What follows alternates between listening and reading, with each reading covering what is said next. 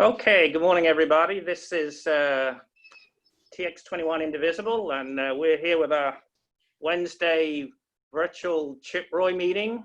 And as usual, there is no Chip Roy, and there is nobody from Chip Roy's office, because essentially we're persona non grata, and we've been banned from meeting. So we do the meeting anyway, and then we will post the meeting on Facebook or some other social media platforms, and so you'll be able to see what we actually talk about. So usual process is we read little short letters, and then these eventually get submitted to Washington for Chip to read, if he ever reads them, I guess. Anyway, so let's start off, and we'll kick off with going to Catherine, right? Okay, short and sweet. Dear Chip Roy, it's time for you to stand up for America and speak out against efforts in your own party and the Trump administration that are conspiring to destroy two hallmarks of our democracy.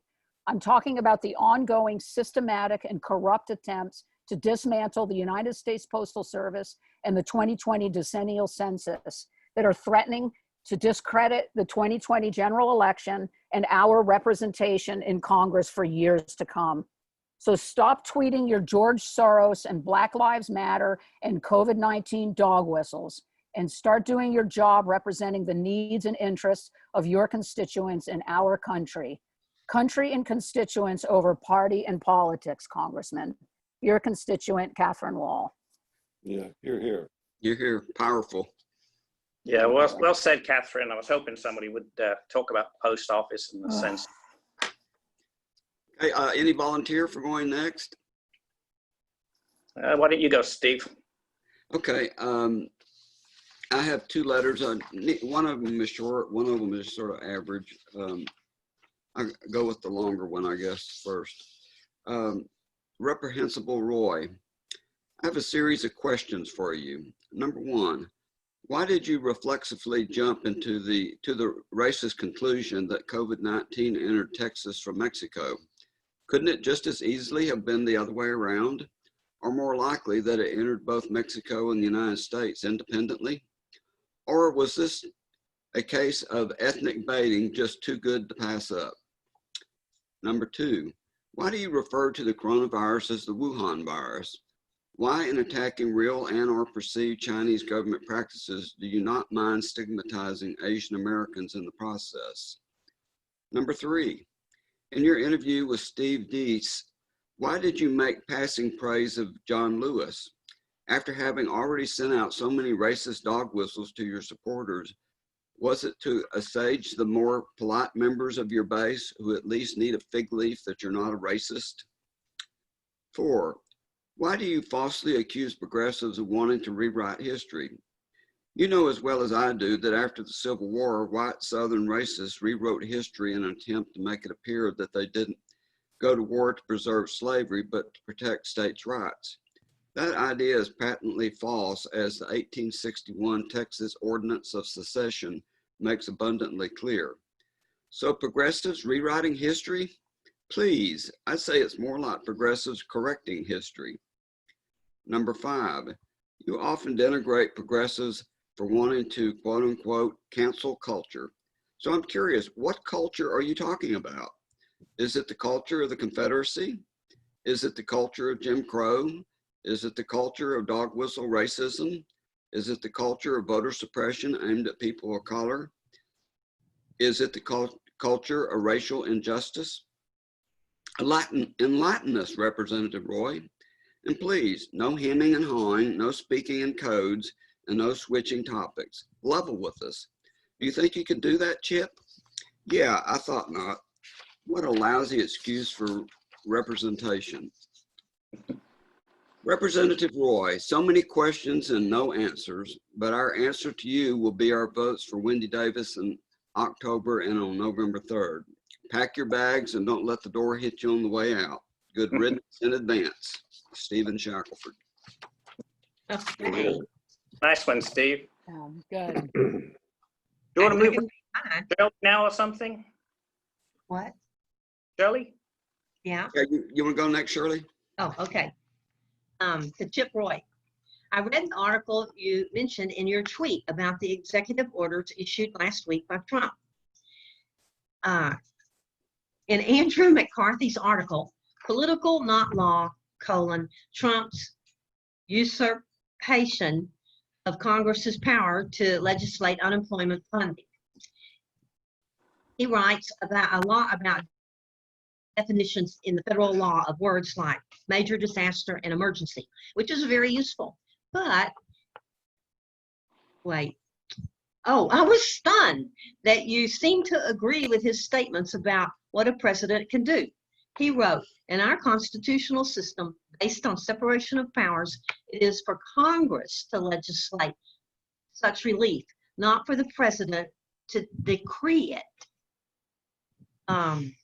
In your tweet, you state that McCarthy writes much of what you think about executive orders. That's interesting. Further down, he writes, I ultimately agree that all these unilateral executive actions are abuses of the Constitution's separation of powers. He believes that the blame for this kind of abuse of a power shouldn't be assigned only to the president, but the main culprit is Congress. Oh no, are you thinking that Trump has finally done something that you can't rubber stamp? Has he stolen your political thunder in an election year by claiming he had to help the American people because Congress wouldn't? Feeling a little upset because Trump is usurping Congress's power? Well, Trump's just doing what any king or dictator would do, make himself the only authority. I know the way to stop this behavior in its tracks. Vote all Democratic in November. Shirley Mount. Hear, hear. Thank you, Shirley. I can't believe he really does think Trump usurped the Congress power. Yeah. Yeah. I like the way you worded that. Yeah, actually, Shirley, your letters got some overlap with what I said, so maybe I'll read mine Good. next. Yeah, go Okay. ahead, Brian. Please. I didn't go into as much detail as you, but there's some overlap there, so maybe it's relevant. So, Reprehensible Roy. Over the weekend, Donald Trump signed 4 executive orders, supposedly to ease the financial pain being suffered by those impacted Trump virus. In reality, these actions will do very little and were essentially a campaign stunt and a photo op for Donald Trump after the Republicans failed to agree with the Democrats' $1 trillion compromise on the HEROES Act, which has actually been languishing in the Senate for over 3 months. Since you're a strict constitutionalist, I'm shocked that you're not ranting on social media and tweeting fake orders, as at least 2 of them are clearly unconstitutional. You know very well only Congress has the power of the purse, and the Stafford Act, which Trump evokes as his authority to do this, only applies to national disasters, not self-created national health crises. Firstly, on the unemployment benefits, you have made it abundantly clear in the past that you do not agree with that the unemployed should be getting any additional bonus payments, citing this is only making people want to stay unemployed, a fact that has actually been disputed in several university studies. On the payroll tax deferment, even though this is also unconstitutional, I imagine you approve of this, as it does nothing to help the unemployed. Trump has suggested if re-elected, he would make it permanent, and hence this could be the first step in totally defunding and crippling Social Security and Medicare. Both are unacceptable socialist programs for your far-right Republican ideology, and obviously should be eliminated anyway. As for protecting people from being evicted from their homes for inability to pay rent, the executive order does nothing except suggest that federal agencies should commit to exploring ways to possibly assist renters. These are just weasel words with no actual powers behind them to protect renters from eviction. These fake actions are mere distractions designed to deflect attention from the real elephant in the room, which is that we have a coronavirus pandemic raging across our country with no end in sight and no federal plan to stop it. Trump and the Republican Party continue to ignore the root cause of the current economic crisis, namely the COVID-19 pandemic and their unwillingness to provide any federal leadership to halt the spread of this disease in America. This weekend, New Zealand celebrated 100 days free of any COVID-19 transmission. Quite an achievement. Meanwhile, here in America, we celebrated our 5 millionth case this weekend, and we have already passed 165,000 deaths. The latest projection, 250,000 could be dead by the end of this year. It continues its position of total denial. It continues to simply move the deck chairs around on the deck of the Titanic to the sun as the ship sinks ever more rapidly into the engulfing waters of the Trump pandemic. This will be the Trump administration's final legacy. But there is hope. In only 83 days, the American people will elect a new president, a new government. The last 4 years of Trumpism will go down in history as America's biggest mistake.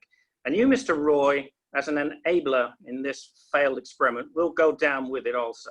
So pack your bags, Mr. Roy. It's time to say goodbye, Mr. Chip. Brian Clark, Austin, Texas. Thank you, Brian. That's very good, especially since you wrote it so quickly this morning. I think I must have been sleeping on it last night. Yeah. Maybe so. 'Cause you said that up until this morning when you got up, you hadn't written anything. I started to write a little postcard last night, and then I realized this isn't working, and so I just put it aside and went to bed, you know. And I woke up this morning a little more clear in my head about what I wanted to say. Well, it was very good. I thought it was a good Yes. point about his lack of ranting about the executive orders. That's what caught my attention because his tweet was so polite and calm and not abusive or making negative demands or anything. It was just, well, McCarthy wrote an article that I agree with about executive orders, bye, basically.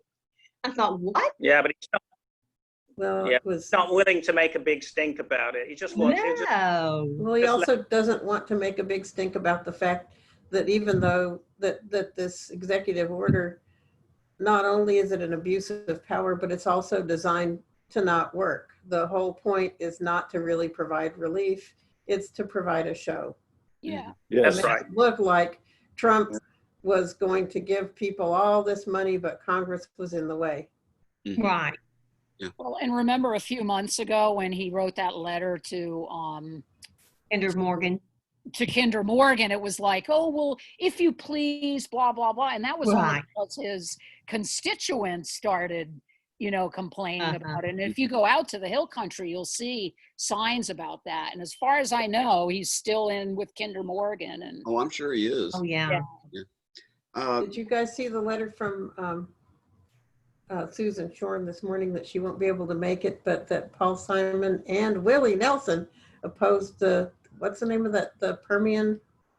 Kinder Morgan Oh. pipeline. Yeah, Mm-hmm. Yeah. Oh, okay. Well, good. so Willie Nelson is not on your side on this, Chip. And neither is Paul Simon, wow. Hey, guys. Well, I'm Mary, do you gonna want to go ahead and go next? unless I- Mike I'm- wants to. I'm going to have to leave. I've got a Oh, train go ahead. coming in. He's half hour early, but I don't want to get in his way. But do you want to say something real quick then? I'd like to say that whenever Joe Biden picked Kamala Harris, and I saw the breadth of the representation that this ticket will provide the American voter, that I felt good about our American political system for the first time in quite a while. And I'm looking forward to engaging my energies and my postcard writing and my phone calls and so forth to make this work. And taking this kind of energy down ballot means that Wendy is going to be getting a lot of support that will crystallize around her efforts, and that I look forward to a really healthy election season. So, not Yeah. so much, nothing for Chip. I think Chip is going to become superfluous Mhm. in a matter of months. So So there. So yeah, well, Thank you. yeah, thank you. I think a lot of people feel the same way about that. Okay, Okay. cool. Well, we'll see you later, my friends. Bye-bye. Bye. Take it easy, Mike. Okay, You got Mary. it, Steve? Or Yeah. Mary? Mary, you wanna Well, go next? I'm sorry I couldn't get, I really wanted to get my video going this morning because I wanted to show off my new Braille display that I'm Oh. actually able Wow. to I don't have to make a new copy of my document. I can just read it straight off of my Windows computer, but I couldn't get the phone, just kept dropping the connection. And my letter is sort of like Catherine's, only way longer and not as good. Anyway, I'll doubt that. I'm sure it's very good. Yeah. no, it's not. No, yeah. Congress, you know, and I wanted to write something about the post office and just haven't done it yet.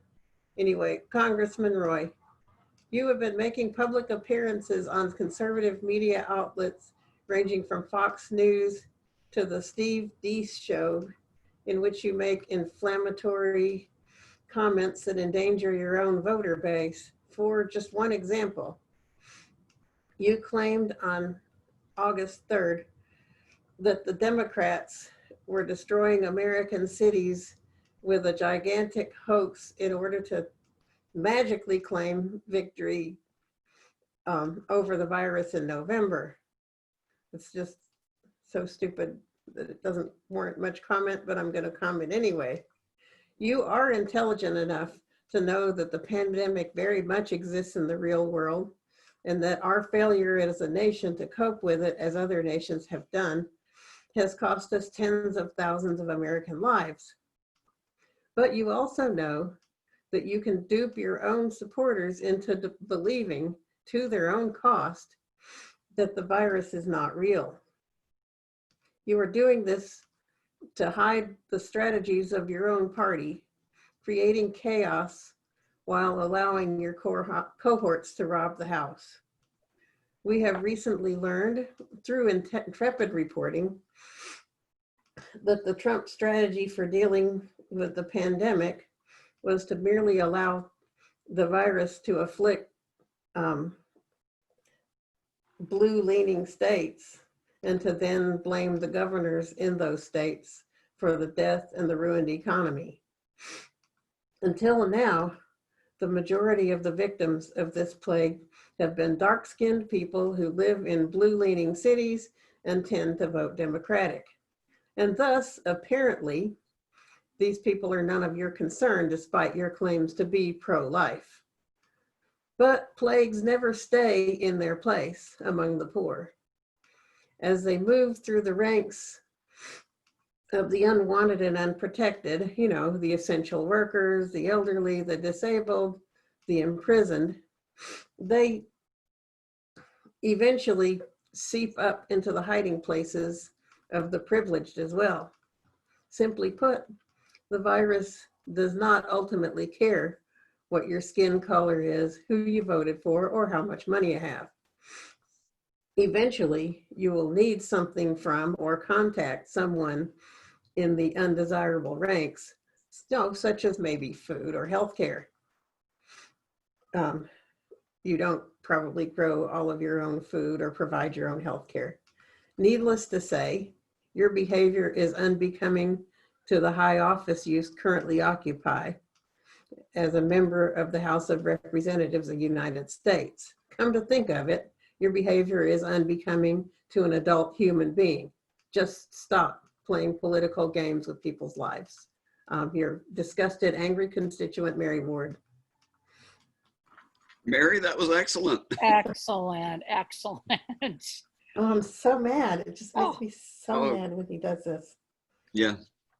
I'll go ahead and read my my second letter. It's not very long. Reprehensible Roy.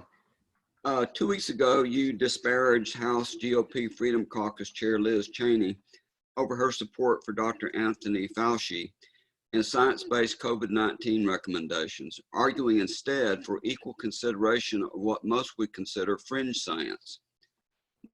That a blatant example of false equivalency but it opens the doors to all kinds of medical quackery, such as fake preventatives and cures, no need for masks, and well, even alien DNA and lizard people. Who would have ever thought? Representative Roy, does it ever give you pause to realize that your wacky far-right positions naturally lend themselves to such